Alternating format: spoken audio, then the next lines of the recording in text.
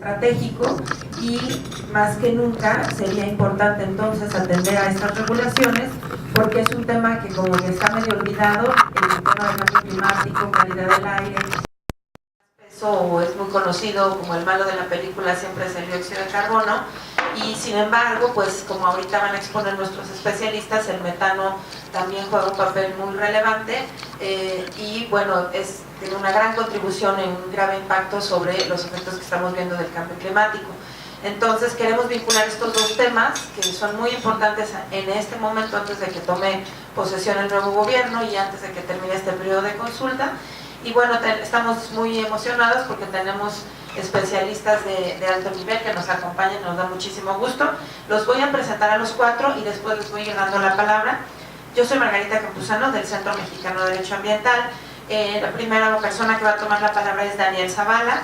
Daniel es doctor en Ciencias del Medio Ambiente por la Universidad de Texas en Austin. También tiene estudios en Ecología Política y Estudios Sociales de la Ciencia y la Tecnología. Actualmente es investigador para el Environmental Defense Fund, EDF, desde donde coordina un proyecto del Programa de Medio Ambiente de Naciones Unidas sobre emisiones de metano del sector petrolero a nivel mundial. Ha impartido clases de sustentabilidad y medio ambiente y trabaja temas de justicia ambiental e impactos del sector energético. También está con nosotros Carla Flores López. Ella es investigadora de cartocrítica, bióloga egresada de la Facultad de Ciencias de la UNAM. Estudió la maestría sobre ecología del paisaje en el Instituto de Ecología del INECOL. Tiene estudios en sistemas de información geográfica, indicadores ambientales, impacto ambiental y fragmentación del paisaje. Ha trabajado en el ámbito de la supervisión y consultoría en materia de impacto ambiental, en proyectos de reforestación, así como en proyectos académicos de conservación de ecosistemas vulnerables, también en el Instituto de Biología. Actualmente desarrolla proyectos de transparencia y rendición de cuentas en materia ambiental para defensa del territorio. También están mis compañeras Anaid Velasco. Ella desde el 2011 coordina el área de investigación del Centro Mexicano de Derecho Ambiental, CEMDA. Es licenciada en Derecho por la Universidad de las Américas, especialista en Derecho del Comercio Exterior por la División de Estudios de Posgrado de la Facultad de Derecho de la UNAM y autora de publicaciones para la Oficina en México del Alto Comisionado de la ONU, como Indicadores sobre el Derecho al Agua en México y Indicadores sobre el Derecho al Medio Ambiente en México. Giselle García, por su parte, se desempeña en el cargo de abogada experta senior en el CEMDA. También es licenciada en Derecho de la Facultad de Derecho de la UNAM y tiene maestría en Derecho Ambiental por la Universidad Rovira y Virgili en Tarragona, España. Cuenta con un diplomado en Política Pública y Evaluación del CIDE. Ha trabajado para el sector público mexicano en la CONAP y en la PROFEPA. Entonces, para iniciar, queremos darles un contexto de qué es el metano, esta problemática de su impacto en el cambio climático, y para ello le doy la palabra a Daniel Zavala. Gracias. Sí.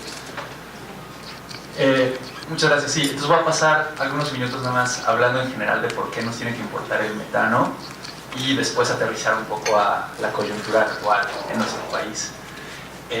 Como decía Margarita, cuando pensamos en cambio climático enseguida pensamos en dióxido de carbono y qué bueno que pensamos en dióxido de carbono. Sin embargo, además del dióxido de carbono existen muchos otros gases de efecto invernadero, en muchos casos mucho más potentes en calentar a la atmósfera que el dióxido de carbono. Uno de estos, que se llaman contaminantes climáticos de vida corta, es el metano. Se llaman así porque el dióxido de carbono está en la atmósfera por cientos de años.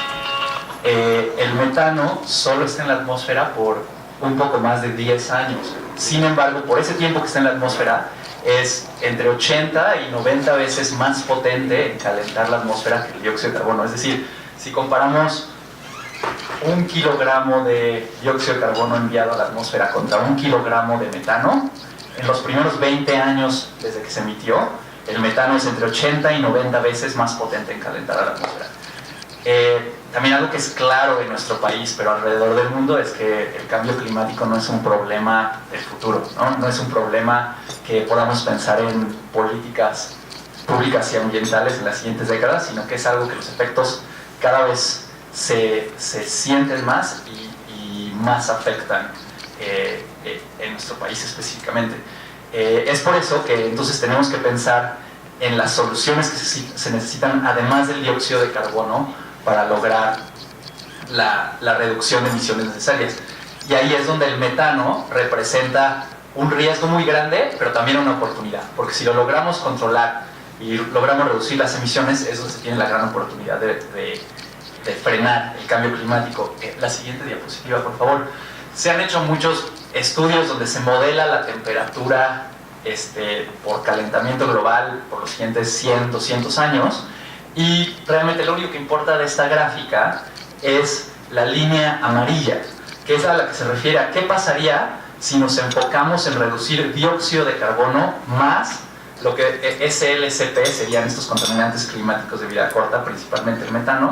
Y lo que vemos es que la única manera siquiera posible de quedarnos abajo de los 2.5 de cambio en temperatura es si incluimos metano en las reducciones. Es decir, si solo nos enfocáramos en dióxido de carbono, no hay manera de acercarnos siquiera a lo que plantea, por ejemplo, el Tratado de París.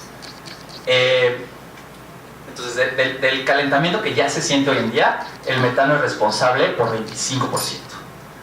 La siguiente diapositiva, por favor. Hablando rápidamente de las fuentes de metano de origen humano, el sector petrolero, la ganadería, la agricultura, principalmente la siembra de arroz, los tiraderos de basura, el tratamiento de agua. Y por supuesto que nos tendríamos que estar enfocando en reducir las emisiones de todas estas fuentes. Sin embargo, si pensamos en el sector petrolero y lo comparamos, por ejemplo, con la ganadería, vemos que el sector petrolero, el poder de decisión y de influencia está concentrado en un número muy limitado de actores, ¿no? En el caso actual mexicano, pues sería Pemex, e incluso cuando se expanda, sigue siendo un número muy limitado de actores comparado con un sistema ganadero o agricultor completamente distribuido. Y la otra gran diferencia del sector petrolero contra las otras fuentes de emisión de metano es que para el sector petrolero se tienen ya las tecnologías y el conocimiento y las medidas costo efectivas para reducir las emisiones inmediatamente. Es decir, no necesitamos más investigación para saber cómo hacerle, ya lo sabemos. La siguiente diapositiva, por favor. Bueno, entonces, como decía, las emisiones de metano pasan tanto con la producción de petróleo como de gas, porque normalmente los dos están produciendo de manera conjunta, y las fugas de metano ocurren a todo lo largo de la cadena de suministro del sector hidrocarburos, es decir, desde que se está extrayendo del pozo hasta que es utilizado como combustible, ya sea en transporte o para generar electricidad, se está produciendo, y una vez más, nada más que es entre 80 y 90 veces más potente en calentar la atmósfera que el dióxido de carbono.